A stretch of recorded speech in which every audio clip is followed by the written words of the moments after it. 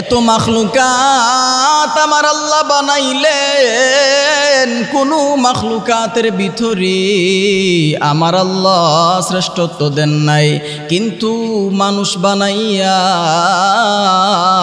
আমার আল্লাহ চার জায়গার মধ্যে কসম খাইলেন। বিসমিল্লাহির রহমানির রহিম।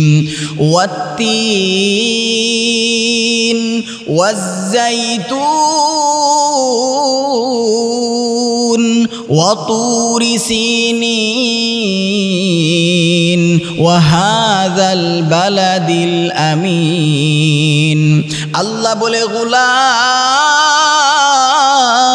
আমি আল্লাহ তিন ফলের কসম খাইলাম, আমি আল্লাহ জাইতুনের কসম খাইলাম, ওয়াতুরি সিনিন আমি আল্লাহ সিনাই পর্বতের কসম খাইলাম, আমি আল্লাহ ওয়াহাযাল বালাদিল আমিন মক্কা শহরের কসম খাইলাম, আমি আল্লাহ পবিত্র জায়গার কসম খাইলাম।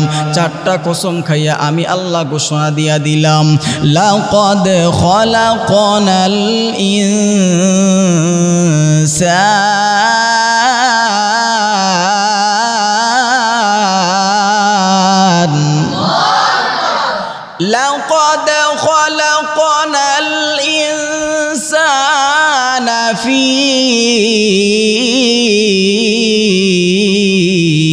আহসানি তাকওয়িম।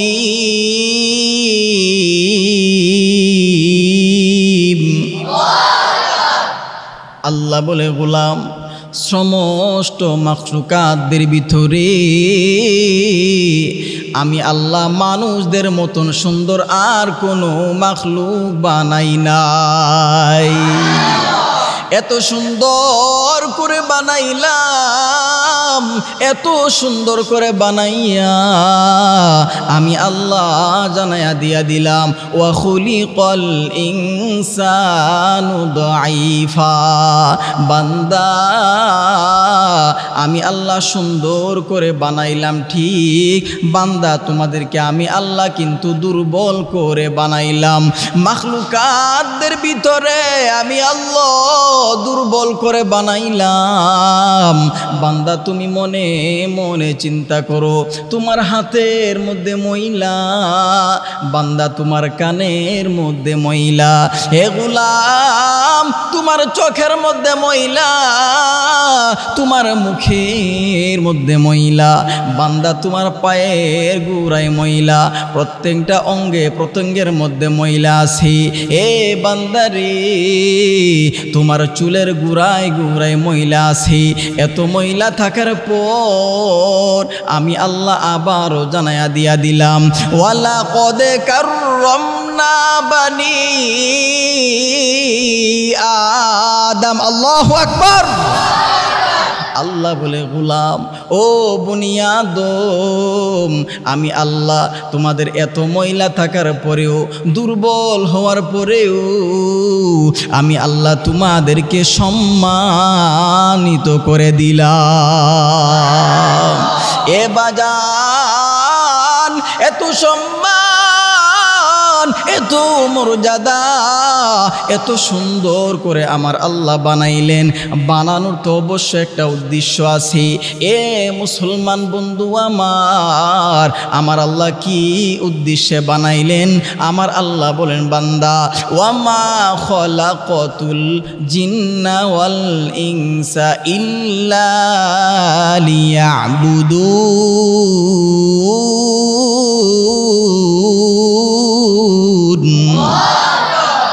আল্লাহ বলে, বান্দা রে আমি আল্লাহ জিন এবং ইনসানকে বানাইলাম একমাত্র আমি আল্লাহর গোলামি করার জন্য বানাইলাম। একটু বলবেন কি সুবহানাল্লাহ? আর বর্তমান সমাজের মধ্যে দেখা যায় আপনার আমার আমলের কোনো খবর নাই, আপনার আমার ইবাদতের কোনো খবর নাই। আপনি আমি আখিরাতের কথা ভুইলা গেছি রে, জান্নাতের আশা নাই, জাহান্নামের কথা ভুইলা গেছি রে বন্ধু। মনটারে বুঝান না রে মন, দুনিয়ার মধ্যে আমার আল্লাহ কেন পাঠাইছে? আমল করবার জন্য পাঠাইছে। দুনিয়ার মধ্যে আসছি ক্ষণস্থায়ী জিন্দেগি, এই দুনিয়ার মধ্যে থাকার জায়গা না। কে জানে কোন দিন এই দুনিয়া থেকে চলে যাব, মালাকুল মাউত আইসা হাজির হয়ে যাবে। কেউ থাকতে পারবেন না, কেউ বাঁচতে পারবেন না। এই জন্য বাজান চিন্তার বিষয়, আমার আল্লাহ কেন দুনিয়ার মধ্যে পাঠাইছে?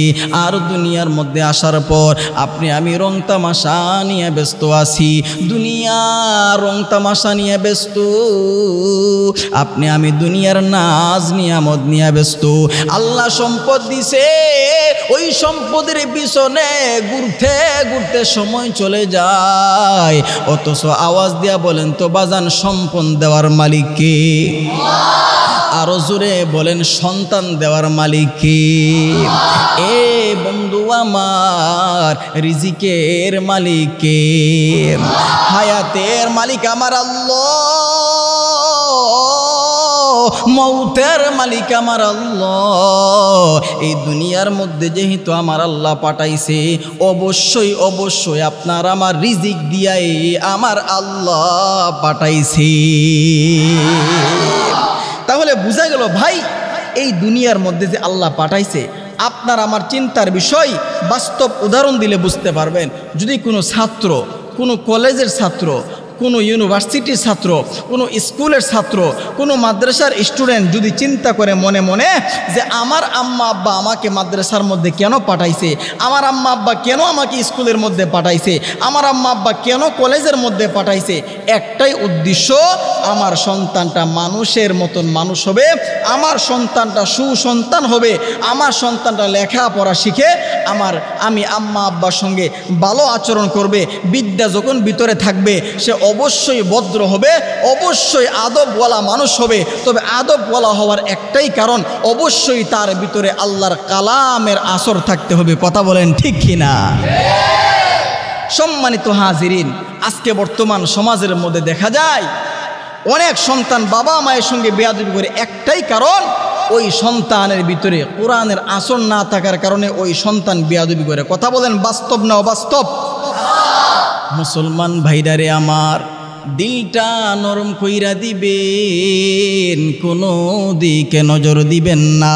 কোনো ছাত্র যদি চিন্তা করে আমার আল্লাহ আমাকে দুনিয়ার মধ্যে কেন পাঠাইছে, আর যদি ওই চিন্তা করে আমার মা বাবা আমাকে স্কুলের মধ্যে কেন পাঠাইছে, কলেজের মধ্যে কেন পাঠাইছে, এক নাম্বার আমার মা বাবা পড়াশোনা করবার জন্য পাঠাইছে, দুই নাম্বার চিন্তার বিষয় আমি যে স্কুলের মধ্যে চলে আসছি, আমি যে কলেজের মধ্যে চলে আসছি, আমি যে মাদ্রাসার মধ্যে চলে আসছি, আমি কি করতেছি?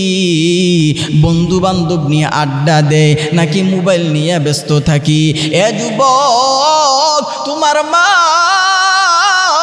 তোমার বাবা, এই বন্ধু দেখবেন মাঝে মধ্যে সমাজের মধ্যে দেখা যায় সন্তানের পড়াশোনা চালাইতে গিয়া বাবা মানুষের জমিনের মধ্যে কাজ করি, মা মানুষের বাড়ির মধ্যে কাজ করে, ডিম বিক্রি করিয়া, মোরগ পর্যন্ত বিক্রি করিয়া, এ বন্ধু আমার যুবক ধান বিক্রি করিয়া, চাউল পর্যন্ত বিক্রি করিয়া সন্তানের জন্য টাকার ব্যবস্থা করতে করতে এক পর্যায়ে চলে যায়। টাকাগুলা জমাইয়া সন্তানকে ফোন দিয়ে বলে, বাবা মাস কি বেতন দেওয়ার সময় হইছে, বাড়িতে আসো টাকাটা নিয়ে যাও। তোমার চিন্তা নাই কেমনে টাকায় আসছে, বাবা মাথার গাম পায়ে ফালাইয়া কিভাবে তোমার জন্য টাকার ব্যবস্থা করছে রে বন্ধু। তোমার চিন্তা নাই, তোমার মনের ভিতরে চিন্তা ঢুকাইতেই হবে। তোমার মাথার ভিতরে চিন্তা ঢুকাইতে হবে, আমার মা বাবা কেন আমাকে স্কুলের মধ্যে পাঠাইছি, আমি কি করতেছি, আমি যখন বাড়ির মধ্যে চলে যাব, আমি বাড়ির মধ্যে যাইয়া আমার সমাজকে আমি কি দিয়ে বুঝ দিব, আমি আমার মা বাবাকে কি দিয়া বুঝ দিব, আমি কি শিক্ষা গ্রহণ করলাম, আমি বাড়ির মধ্যে কি গিয়ে বলবো, আমার সার্টিফিকেট কি অর্জন করলাম। এই তিনটা চিন্তা যার ভিতরে থাকবে, যেই ছাত্রের ভিতরে থাকবে,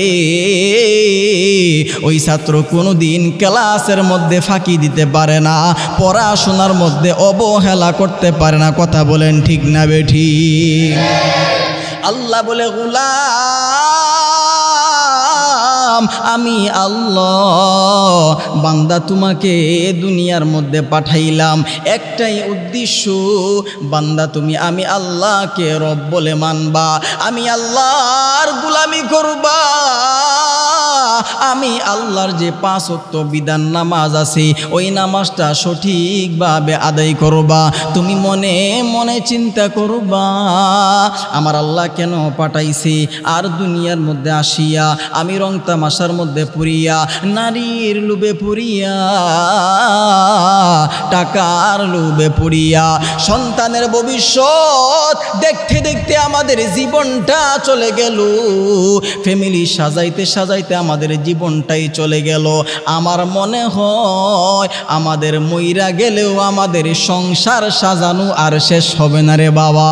এ যুবক বন্ধুগণ, আমার আল্লাহ দুনিয়ার মধ্যে পাঠাইছে, আমরা দুনিয়ার মধ্যে কি করতেছি? আহারে চিন্তার বিষয়, কবরের মধ্যে যখন চলে যাব আমরা কি নিয়ে যাব, মাওলার সামনে কি নিয়ে দাঁড়াবো? আমার আল্লাহ যখন লক্ষ লক্ষ মানুষদের সামনে, কোটি মানুষদের সামনে যদি আমাকে গুনাহগার বলে ডাক দে, আমি কিভাবে আমার মাওলার সামনে দাঁড়াইব, কেমনে আমি হিসাব দিব? আমার মাওলার সামনে দাঁড়ানো আমার দ্বারা সম্ভব নয়, হিসাব দেওয়া সম্ভব নয়। এই তিনটা চিন্তা যার ভিতরে থাকবে ওই বান্দা কোনোদিন গুনার কাজ করতে পারে না। কথা বলেন ঠিক কি না? মুসলমান ভাইয়ারে আমার, এই দুনিয়ার মধ্যে আল্লাহ পাঠাইছে কেন? একমাত্র আমল করবার জন্য পাঠাইছে। হায়াতের জিন্দিগি দিছে, আবার মৃত্যুবরণ করতে হবে। এর মধ্যে কাহারও সন্দেহ আছে? কাহারও সন্দেহ নাই ভাই। এই দুনিয়ার মধ্যে আল্লাহ হায়াত দিয়া পাঠাইলেন, আল্লাহ জীবন দিয়া পাঠাইলেন, আবার মৃত্যুবরণ করতে হবে। এই দুনিয়া থেকে চির বিদায় হয়ে যাইতে হবে, কেউ থাকতে পারবে না। আফসোস এমন একটা বিষয়, আমার ভিতরে আফসোস লাগতে পারে কোন বিষয়? আহারে আমার এক ভাই 10 তলা বিল্ডিংয়ের মালিক হয়ে গেছে, যদি আমি হইতে পারতাম। আহারে আমার এক যুবক ভাই সে ইটালি চলে গেছে, যদি আমি যাইতে পারতাম। এই যদি আমার এক ভাই আমেরিকা চলে গেছে, যদি আমি যাইতে পারতাম। আফসোস অটোমেটিক আসতেই পারে, কিন্তু বাজান এমন আফসোস নাই, কেউ বলতে পারবে না যে হুজুর ইস আমার বাবা মারা গেছে, আমিও মরতে পারতাম। আহারে হুজুর আমার দাদা মারা গেছে, আমার দাদি মারা গেছে, আমার নানা মারা গেছে, আমার নানি চলে গেছে, সবাই দুনিয়া থেকে বিদায় হয়ে গেছে, যদি আমিও যাইতে পারতাম। এই আফসোস এটা আসলেও আপনি যাইবেন, এটা মনের ভিতরে আসলেও আপনি মরবেন, আর না আসলেও আপনি দুনিয়া থেকে চির বিদায় হতে হবে। কথা বলেন ঠিক না বেঠি? এই জন্য ভাই এই মরণের আগে মরণের যে সামানা আমল এগুলা উপার্জন করা দরকার আছে না নাই? মুসলমান ভাইরারে আমার, দিলটা নরম কইরা দিবেন। আমার আল্লাহ যে দুনিয়ার মধ্যে পাঠাইলেন, আমল করবার জন্য পাঠাইলেন। বাস্তব উদাহরণ দিলে বুঝতে পারবেন। বর্তমান সমাজের মধ্যে দেখা যায় এই এলাকার মধ্যে অনেকের সন্তান বিদেশের বাড়ির মধ্যে আছে, অনেকের সন্তান সৌদি আরব চলে গেছে, অনেকের সন্তান বিভিন্ন রাষ্ট্রে এর মধ্যে চলে গেছে। একটাই কারণ, একটাই উদ্দেশ্য, মা বাবার চেহারার মধ্যে হাসি ফুটাইবার জন্য টাকা ইনকাম করবে, আমার বোন ভালো চলবে, আমার ভাই ভালো চলবে, আমার সংসার সুন্দরভাবে চলবে, এই একটাই উদ্দেশ্য নিয়ে প্রবাস জীবন যাই রে বাবা। এ বন্ধু আমার, আমি বাড়ির মধ্যে আইসা সুন্দরভাবে চলবো, কিন্তু আমি যেটা বুঝাইতে চাইতেছি, আমার আল্লাহ যে দুনিয়ার মধ্যে পাঠাইছে আমল করবার জন্য পাঠাইলেন। বাস্তব উদাহরণ দিলে বুঝতে পারবেন। এই সমাজের মধ্যে দেখা যায়, অনেক ফ্যামিলির মধ্যে দেখা যায়, সন্তান বাবার কাছে যাইয়া বলে, ও বাবা আমার, আমি সৌদি আরব যাইতে চাই, আমি বিদেশ যাইতে চাই, প্রবাসী জীবনে আমি যাইতে চাই। এই কথা বলার পর অনেক বাবা আছে ডাক দেয়া বলে, সন্তান আমার, তোমার কথা ঠিক, তোমার কথা মাইনা নিলাম, তুমি যে বলছো তুমি সৌদি আরব চলে যাবা, তুমি যে বলছো তুমি ইটালি চলে যাবা, বাবা রে তুমি একটু চিন্তা করো শুনি, ইটালি যাইতে গেলে তো অনেক টাকার দরকার। এ সন্তান তুমি চিন্তা করো শুনি, সৌদি আরব গেলে তো অনেক টাকার দরকার। সন্তান আমার তো তেমন টাকা নাই, তোমাকে যে বিদেশের বাড়ির মধ্যে পাঠাইবো আমার তেমন সম্পদ নাই। সন্তান বাবাকে চাপে ফালাইয়া ডাক দেয়া বলে, ও বাবা আমার, কেমনে পাঠাইবেন জানি না, আমি সৌদি আরব যাইতে চাই, 5 লক্ষ টাকার দরকার, 6 লক্ষ টাকার দরকার। ওই বাবা চাপে পড়িয়া সন্তানের মন রাখতে গিয়া, সন্তানের চেহারার মধ্যে হাসি ফুটাইতে গিয়া, এমন বাবা আছে বাড়ির জায়গাটা পর্যন্ত বিক্রি করিয়া দেয়। এ যুবক বন্ধু আমার, বাস্তব বুঝাইলে বুঝতে পারবেন। এমনও বোন আছে বাইকে বিদেশ পাঠাইতে গিয়া বোনের গলার হার পর্যন্ত বিক্রি করে দেয়। এমনও মা আছে সন্তান বিদেশ পাঠাইতে গিয়া মায়ের কানের জিনিসটি পর্যন্ত বিক্রি করে দেয়, গলার হার বিক্রি করে দেয়। টাকার ব্যবস্থা হওয়ার পর সন্তানকে ডাক দেয়া বলে, সন্তান আমার, তুমি যে চাইছিলা সৌদি আরব যাবা, এ সন্তান তোমার টাকার ব্যবস্থা হয়ে গেছে। সন্তান টাকা হাতের মধ্যে নিয়া বিভিন্ন ব্যবস্থাপনার সাথে মিলিয়া সৌদি আরবের লাইন গার্ড করিয়া যখন সৌদি আরব রওনা হয়ে যাবে, তখন খালাম্মার কাছ থেকে বিদায় নেয়। এ বন্ধু আমার, বন্ধুর কাছ থেকে বিদায় নেয়। এ যুবক ভাইয়ের কাছ থেকে বিদায় নেয়, আত্মীয়দের কাছ থেকে বিদায় নেয়, সবার কাছ থেকে বিদায় নেওয়ার পর মায়ের কাছ থেকে বিদায় নেয়। ডাক দেয়া বলে, মা গো, আমি বিদেশের বাড়ির মধ্যে চলে যাব। ও মা, আবার আসতে পারে কিনা তার কোনো গ্যারান্টি নাই, আমি যে আসব তার কোনো নিশ্চয়তা নাই। আমার হায়াত থাকলে মা আমাকে দেখবেন, হায়াত না থাকলে আমাকে আর দেখতে পারবেন না। আমি মা তোমাকে দেখতে পারবো কিনা জানি না। মা গো, যদি অন্যায় করে থাকি মাফ করে দিন। ও মায়া, আমার ভুল হয়ে থাকলে মাফ কইরা দিন। এই কথা বলার পর মায়ের কাছ থেকে বিদায় নেয়। মায়ের চোখ দিয়া পানি ফালাইয়া কান্দে, কারণ সন্তান বিদেশের বাড়ির মধ্যে চলে যাবে, বিদেশের বাড়ির মধ্যে দেখার মতন কেউ নাই। অসুস্থ হয়ে গেলে, বিপদ আসলে দেখার মতন কেউ নাই। ওই মা চোখের পানি ফালাইয়া কান্দে, কেমন যেন একটা মর্মাহত অবস্থায় পড়ে যায়। ওই যুবক সন্তান বোনের কাছ থেকে বিদায় নেয়, ভাইয়ের কাছ থেকে বিদায় নেয়, বাবার কাছে যাইয়া ডাক দিয়া বলে, বাবা আমার, আমি আপনার কাছে বলছিলাম সৌদি আরব চলে যাব, আপনি আমার জন্য টাকার ব্যবস্থা করেছেন, আমার জন্য সব কিছুর ব্যবস্থা করেছেন। ও বাবা, আমি সৌদি আরব যাই, ভুল হইলে মাফ কইরা দিয়েন, আমাকে একটু জড়াইয়া ধরেন না। বাবা সন্তানকে জড়াইয়া চোখের পানি ফালাইয়া কান্দি। ওই মুহূর্তে সন্তান যখন বিদায় নিয়ে চলে যাবে, বাবা সন্তানের কপালের মধ্যে চুমু খায়, বাবার চোখের পানি ফালাইয়া কান্দে আর বলে সন্তান আমার, তোমার কাছে আমার কোনো চাওয়া নাই, তোমার কাছে আমার কোনো পাওনা নাই, তোমার কাছে আমার একটা আবদারের সন্তান। ওই সন্তান ডাক দেয়া বলে বাবা আমার কি আবদার বলেন না। সন্তান মনোযোগ দিয়ে শোনো না, এ সন্তান তোমার জন্য কিভাবে টাকার ব্যবস্থা করলাম তুমি নজর কইরা দেখছো। তোমার বোনের গলার হার বিক্রি করলাম, তোমার মায়ের কানের জিনিসটি পর্যন্ত বিক্রি কইরা দিলাম। এ যুবক, এ সন্তান, তোমাকে বিদেশ পাঠাইতে গিয়া, তোমার জন্য টাকার ব্যবস্থা করতে গিয়া বাড়ির জায়গাটা পর্যন্ত বিক্রি করলাম। সমাজের মধ্যে এমন মানুষ আছে, ওই মানুষগুলা সন্তান বিদেশ পাঠাইতে গিয়া কিস্তির উপরে টাকা আনে, সুদের উপরে টাকা আনে, একটাই উদ্দেশ্য সন্তানের চেহারার মধ্যে হাসি ফুটাইবি। এই সন্তান আমার আবদার হইল, তুমি নজর কইরা দেখছো তোমার মা বড় অসুস্থ, প্রত্যেক সপ্তাহে 2000 টাকার ওষুধ লাগে। এ সন্তান আমার, তোমার মার হাড়ের মধ্যে সমস্যা, তোমার মা অসুস্থ মানুষ, মায়ের কথা বইল না। এ সন্তান আমার, তোমার বোন যে একটা বিবাহের বাকি, ওই বোনটাকে বইল না। এ সন্তান, তোমার ভাই যে একটা পড়াশোনা করে, তোমার ভাইটার কথা বইল না।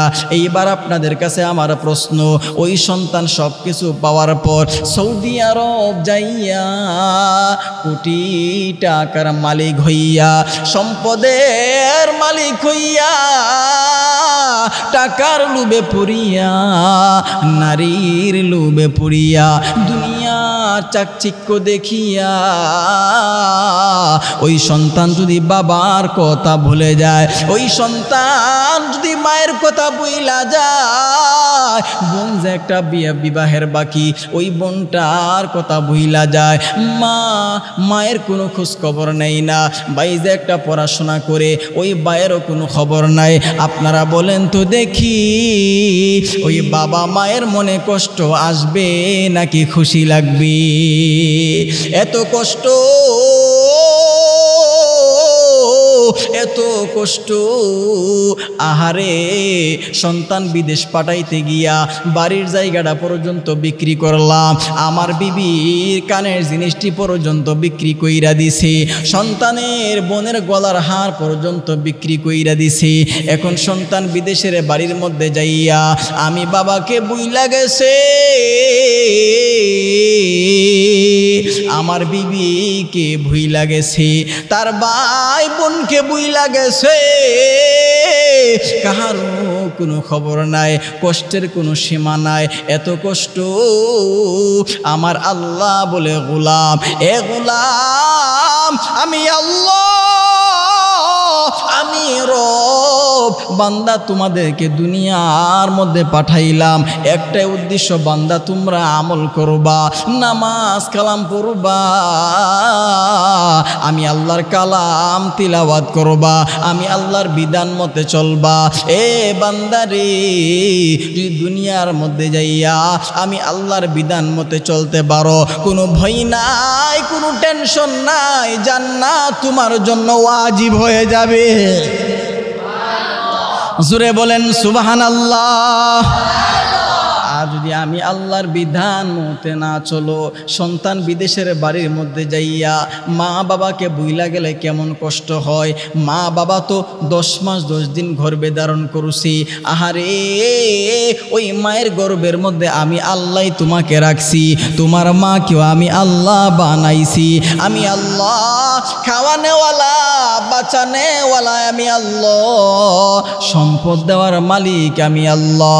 কুলিল্লাহুম্মা মালিকাল মুলকি তু'তিল মুলকা মান তাশা ওয়া তানজিউল মুলকা মিম্মান তাশা ওয়া তু'ইজ্জু মান তাশা ওয়া তুযিল্লু মান তাশা। সম্পদ দেওয়ার মালিক আমি আল্লাহ, আবার সম্পদ ছিনায়া নেওয়ার মালিক আমিও আল্লাহ। ইজ্জত দেওয়ার মালিক আমি আল্লাহ, আবার বেইজ্জতি করার মালিকও আমি আল্লাহ। এ যুবক বন্ধুরে, দুনিয়ার মধ্যে আসিয়া রং তামাশার মধ্যে পড়িয়া যদি আমি আল্লাহকে ভুলে যাও, আমি কষ্ট পাবো, আমি বেজার হয়ে যাব। আমি আল্লাহ যদি কষ্ট পাই, তোমার ঠিকানা জাহান্নাম ছাড়া কোনো উপায় নাই। বলেন না আউযুবিল্লাহ। আমার ভাইরা, আমার বন্ধুগণ, এই দুনিয়ার মধ্যে আল্লাহ পাক রব্বুল আলামিন পাঠাইছেন একমাত্র আমল করার জন্য। কি করার জন্য পাঠাইলেন? একমাত্র আমল করার জন্য পাঠাইলেন। আমলের বিনিময় বান্দা তুমি জান্নাত ক্রয় করবা। নেক আমলের মাধ্যমে বান্দা তুমি জান্নাত ক্রয় করবা। বান্দারে, আমি আল্লাহ তোমাকে জাহান্নামে দেওয়ার জন্য বানাই নাই। আমি আল্লাহ বড় মায়া কইরা বানাইলাম, ভালোবাসা বানাইলাম। একমাত্র আমি আল্লাহর তৈরি জান্নাত দেওয়ার জন্য বানাইলাম। আমল আপনার আমার আমল নাই। দেখেন না কেমন করিয়া আমল করেছে ওলি আল্লাহরা। সাহাবাই কেরাম আমল করছে, নবীর কাছ থেকে শিখে আমল করছি। এই জন্য আল্লাহ বলে গোলাম। সাহাবাই কেরাম নবীর কাছ থেকে শিখছি, শিখার পরে আমল করেছি।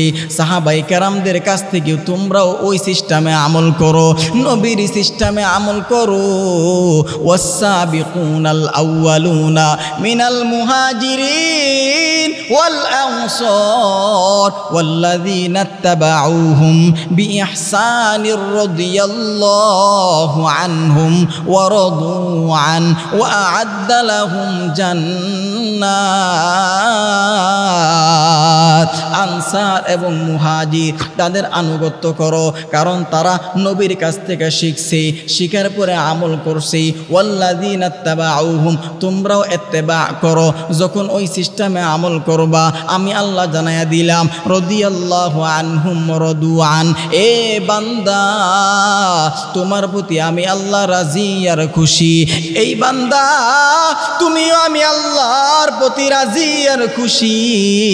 ওয়া'আদ্দা লাহুম জান্নাত, জুনু খুশি মিলিয়া তোমার জন্য থাকবে আমি আল্লাহর তৈরি জান্নাত। আল্লাহ পাক রব্বুল আলামিন আপনাদেরকে আমাকে এই দুনিয়ার মধ্যে থাকিয়া বেশি বেশি নেক আমল করিয়া জাহান্নাম থেকে বেঁচে জান্নাতে যাওয়ার তৌফিক দান করুক। সবাই জোরে বলেন আমিন। ওয়া আখির দাওয়ানা আলহামদুলিল্লাহি রাব্বিল আলামিন। আসসালামু আলাইকুম ওয়া রাহমাতুল্লাহি ওয়া বারাকাতুহু।